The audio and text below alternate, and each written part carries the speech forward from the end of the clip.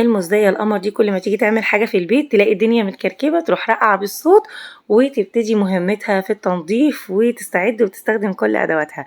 من الفيديوهات اللي فعلا حلوة، من الصفحات الجميلة جدا، صفحتها حلوة قوي قوي، عندها ما شاء الله كاريزما عالية جدا، بتعمل كل حاجة بسلاسة، بيتها بسيط جدا جدا، حمامها بسيط جدا جدا، كل حاجة عندها بسيطة ولكن بتعملها بحب، فبتوصل لنا الحب ده، وفعلا عندها نسبة مشاهدات ما شاء الله حلوة جدا.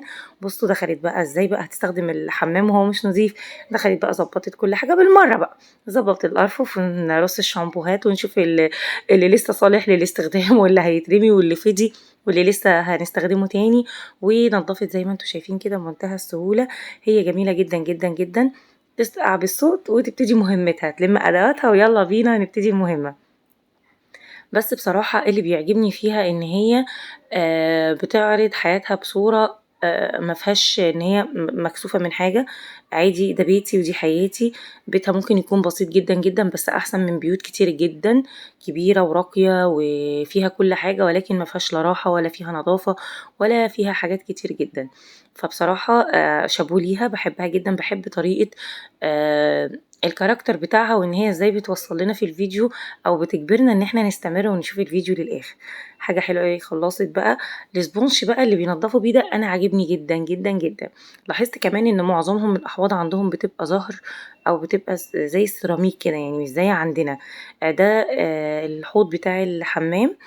في حوض كمان بره بقى هي بتعمل فيه كل حاجه، بتغسل فيه وبتنضف مواعين فيه وبتعمل كل حاجه فيه، زي الزهر كده، او نوعه ايه بالظبط انا مش عارفه، بس هو مش لا سيراميك ولا هو ستانلس ولا الحاجات دي خالص، وفعلا بتنضف فيه بيه وتخلي الحاجة في منتهى الجمال بجد. هي كمان بتعمل انواع من الصابون اللي بتنضف بيها الارضيات، وبتضيف لها الوان بقى، يعني مرة تعمل الصابون اللي بتنضف بيه دوت اللي هو زي مثلا الديتول او ال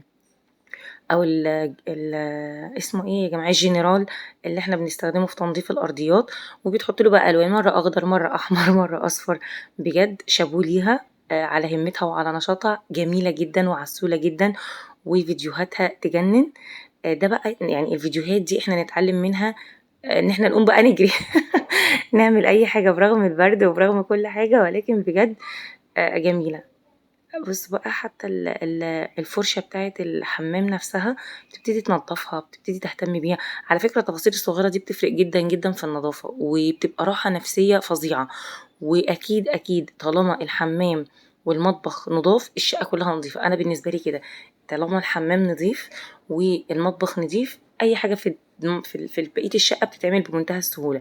بجد شابو ليها، حاجة حلوة جدا، نشاطها بيعجبني جدا، افكارها في الفيديوهات ازاي بتبتدي الفيديو بصرخة حلوة جدا وجميلة، وفيها كده كوميديا تخلينا نستمر لحد ما نشوف هتعمل ايه في الاخر. حمام بسيط جدا بس هو نظفته، استعانت بيه، خلاص بقى الراحة النفسية هتكمل بقى اللي هي عايزاه. بجد برافو عليها، يعني حاجة في منتهى الجمال. هتعطر بقى، ينفع نخرج من غير ما نعطر؟ يلا بقى لايك منكم جميل.